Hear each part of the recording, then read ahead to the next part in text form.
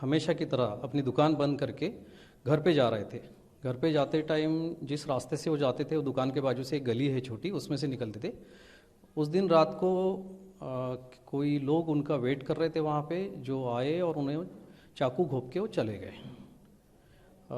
मुझे फ़ोन आया कि उन्हें किसी ने चाकू मार दिया है, तो मैंने जाके देखा तो उनके लेफ़्ट साइड में यहाँ पे किसी ने चाकू मार दिया था और वो उनकी डेथ हो चुकी थी।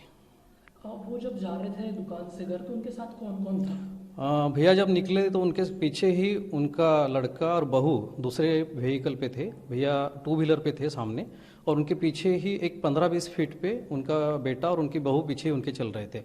लड़के ने देखा कि कोई उन्हें मार रहा है और वो गाड़ी से नीचे गिर रहे हैं, और उस गाड़ी से गिरते टाइम उस गाड़ी के लाइट में उनको देखा, उसने देखा कि किसी के हाथ में चाकू है, तो वो अपनी गाड़ी छोड़ के भागते हुए गया। तो वो दोनों बंदे भागे और अपने तीसरा एक बंदा जो गाड़ी लेके रेडी था वहाँ पे बैठे, और वो तीनों बंदे भाग गए। ये इस पूरी घटना के पीछे क्या कारण आपको लगता है? वैसे भैया का कभी किसी से दुश्मनी थी नहीं।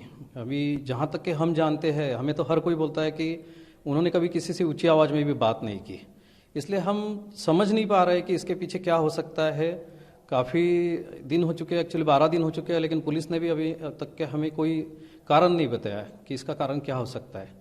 हमने पुलिस को पूछा था कि क्या ये लूटपाट का हो सकता है कि, तो उनका कहना था कि ये लूटपाट नहीं हो सकता, क्योंकि जनरली लूटपाट की घटना में शरीर पे घाव किए जाते हैं, सीधा नहीं काटा जाता है ऐसा। और या तो 302 में जनरली लूटपाट वाले लोग नहीं जाते हैं, ऐसा उन्होंने उस टाइम में हमें बताया था।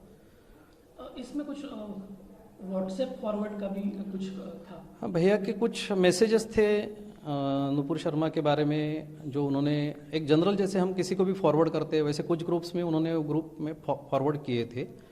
लेकिन अब इतने छोटे से 2-4 फॉरवर्ड से एकदम से जानलेवा हमला होना, ये अभी भी हम नहीं समझ पा रहे हैं। उन्होंने कुछ ग्रुप्स में फॉरवर्ड किए थे या व्यक्तिगत कुछ लोगों को फॉरवर्ड? नहीं, उन्होंने ग्रुप्स में फॉरवर्ड किए थे, व्यक्तिगत रूप में उन्होंने कभी किसी को फॉरवर्ड नहीं किया था उसको। वो जो आपको लगता है कि ये सब मैसेज फॉरवर्ड करने की वजह से ये सब हुआ है? अभी तो ऐसा ही लग रहा है, क्योंकि अभी तक के हमें तो दूसरा कोई कारण नज़र नहीं आ रहा है कि जिससे हमें ऐसा लगे कि उनके ऊपर कोई जानलेवा हमला हो सकता है करके। हम लोगों ने बाकी सब चीज़ें जानने की कोशिश की थी कि पुलिस वालों ने हमें काफ़ी चीज़ें पूछी थी, क्या इनका कहीं पैसों का कुछ मामला था या कुछ ज़मीन को लेके था, और कुछ बाहर भी बातें चल रही थी, लेकिन ऐसा कुछ भी नहीं है। ऐसा कोई मैटर नहीं है कि जिसकी वजह से उनके ऊपर जानलेवा हमला हो सकता है। तो ये सब व्हाट्सएप फॉरवर्ड जो आपने कहा कि नुपुर शर्मा के समर्थन में किया गया, तो उसी के कारण लगता है आपको? उसके कारण हो सकता है, क्योंकि अभी भी हम पुलिस एजेंसी नहीं है या हम जांच समिति नहीं है। ये तो हमें पुलिस ही बता सकती है या जांच समिति बता सकती है कि ये इसी की वजह से हुआ है करके। अब इस पूरे मामले में एनआईए ने अपने हाथ में पूरा तपास ले लिया, क्या आपको उम्मीद है कि न्याय मिलेगा इससे? हमें बहुत ज़्यादा उम्मीद बढ़ चुकी है हमारी, क्योंकि अब एनआईए जैसी एजेंसी अगर इसमें आ चुकी है तो हमें पूरी आशा है कि भैया को न्याय मिलेगा।